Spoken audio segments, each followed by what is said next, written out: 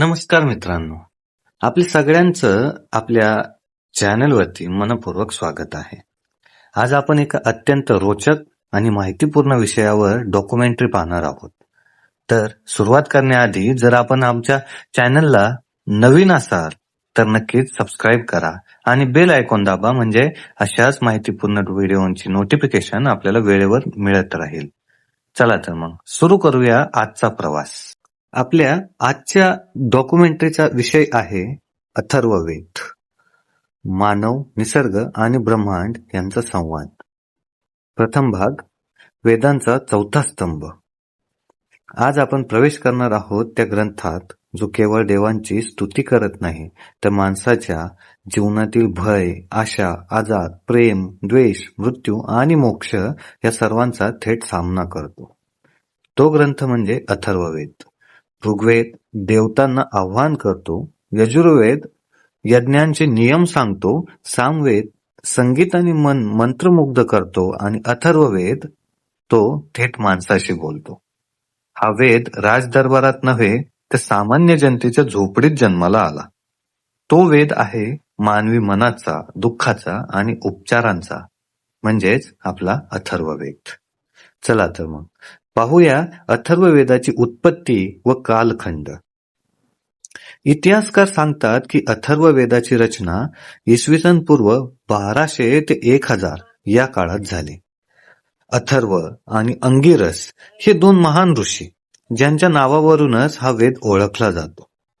अथर्ववेद हा केवळ धार्मिक ग्रंथ नाहीये, तो समाजशास्त्र, मानसशास्त्र, वैद्यकशास्त्र आणि राजकारण या सगळ्यांचा आद्य स्रोत आहे. हा वेद सांगतो देव माणसासाठी आहे, पण माणूस देवासाठी नाहीये. मित्रांनो, पाहूयात अथर्ववेदाची रचना, कांड, सूक्ते आणि मंत्र. अथर्ववेदात 20 कांड आहेत, तसेच 730 हून अधिक सूक्ते लिहिलेली आहेत. 6000 पेक्षा जास्त मंत्र अथर्ववेदात आहेत. या मंत्रांची भाषा खूप साधी आहे, पण अर्थ मात्र खूप खोल आहे. इथे आपल्याला आढळतात रोग निवारण करण्याचे मंत्र, तसेच शत्रुनाश करण्याचे मंत्र, प्रेम, विवाह आणि प्रेमाची सूक्ते, तसेच मृत्यू व आत्मा यांविषयक विचार. मित्रांनो, हा वेद म्हणजे मानवी जीवनाचा संपूर्ण नकाशा आहे बर का. पाहूयात अथर्ववेदात दिलेले रोग, औषधे आणि आरोग्यशास्त्राचे ज्ञान. मित्रांनो, अथर्ववेदाला आयुर्वेदाचा जनक म्हटले जाते. इथे जगात पहिल्यांदाच ताप, क्षयरोग, मानसिक विकार, विषबाधा या सारख्या आजारांवरती मंत्रात्मक उपचार सांगितले गेले. यात लिहिलंय की रोग हा केवळ शरीराचा नाही, तर तो मनाचाही असतो. आणि हीच संकल्पना आजच्या सायकोसोमॅटिक मेडिसिन सोबत अगदी जुळून बघते बघा. मित्रांनो, पाहूया अथर्ववेदातलं मानसशास्त्र, जे भय, स्वप्न आणि तुमच्या अवचेतन मनाला स्पर्श करतं. अथर्ववेद मानतो की मन हीच खरी आपली युद्धभूमी आहे. भय, दुःख, स्वप्न, नकारात्मक ऊर्जा यासाठी स्वतंत्र मंत्र देखील या अथर्ववेदात दिलेले आहेत.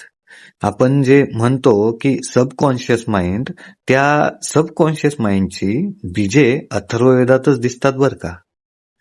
हा वेद सांगतो की मन शुद्ध असेल तर भाग्य आपोआप बदलते, तुम्ही फक्त कर्म करत राहा.